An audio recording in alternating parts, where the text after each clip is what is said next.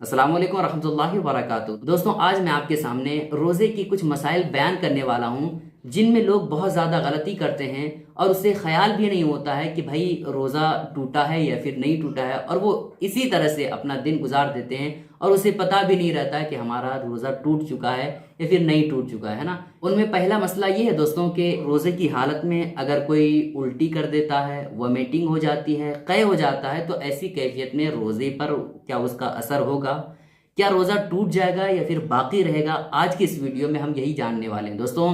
ये मसला आप ध्यान से सुनिएगा, गौर से समझने की कोशिश कीजिएगा, क्योंकि दोस्तों बहुत सारे लोग ऐसे हैं जो ये मसला गलत तरीके से समझे हैं, है ना, और बहुत सारे लोग जानते हैं। इसी वजह से मैं कह रहा हूं कि आप इस मसले को गौर से समझने की कोशिश कीजिएगा। दोस्तों, अगर कोई बंदा रोजे की हालत में है और अचानक, है ना, घबराहट की वजह से उल्टी हो गई, वॉमिटिंग हो गई, तो ऐसी कैफियत में रोजे पर कोई असर नहीं पड़ेगा। जितना भी उल्टी कर ले घबराहट की वजह से, है ना, अचानक उल्टी हो गई, वॉमिटिंग हो गई, तो इसकी वजह से रोजा नहीं टूटेगा। जितना भी वो क़य कर ले, जितना भी उल्टी कर ले, इसकी वजह से रोजा नहीं टूटेगा। अगरचे मुंह भर से भी ज्यादा क़य हो तब भी रोजे पर कोई असर नहीं पड़ेगा, है ना। ये मसला आपको समझ में आ गया। बहुत सारे लोग समझते हैं कि भाई अगर उल्टी हो गई, है ना, रोजे की हालत में, और अगर मुंह भर करके क़य हो तो फिर ऐसी कैफियत में रोजा टूट जाता है। ऐसा नहीं है।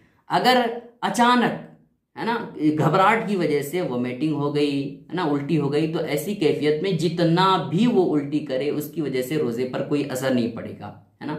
और अगर कोई बंदा जानबूझ करके ऐसी हरकत किया, ऐसा काम किया जिसकी वजह से वॉमिटिंग हो गई, जिसकी वजह से क़य हो गया, उल्टी हो गई, तो फिर ऐसी कैफियत में अगर थोड़ा बहुत है तो उसकी वजह से रोजे पर कोई असर नहीं पड़ेगा।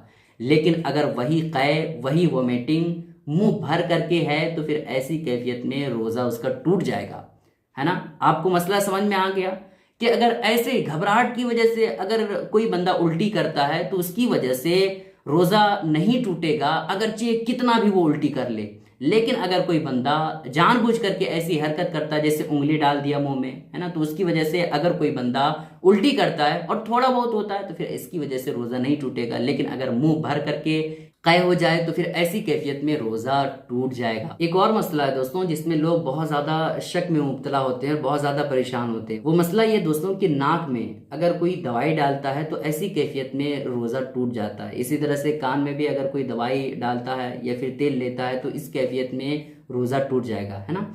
तो रोजे की हालत में नाक में या कान में, है ना, तेल या फिर दवाई नहीं डालना चाहिए, है ना। और अगर कोई बंदा नहा रहा है और नहाने की हालत में, रोजे की हालत में है और नहा रहा है, तो ऐसी कैफियत में अगर पानी, है ना, कान के अंदर चला जाए तो फिर ऐसी कैफियत में रोज़ा नहीं टूटता है। लेकिन अगर दवाई आप कान में डालते हैं या फिर नाक में डालते हैं तो इसकी वजह से रोज़ा टूट जाएगा। दोस्तों, आपसे गुजारिश है कि इस क्लिप को अपने तमाम साथियों के साथ ज़रूर शेयर करें ताकि ये मसले सारे लोगों को पता हो जाए। अस्सलाम वालेकुम रहमतुल्लाहि व बरकातुहू।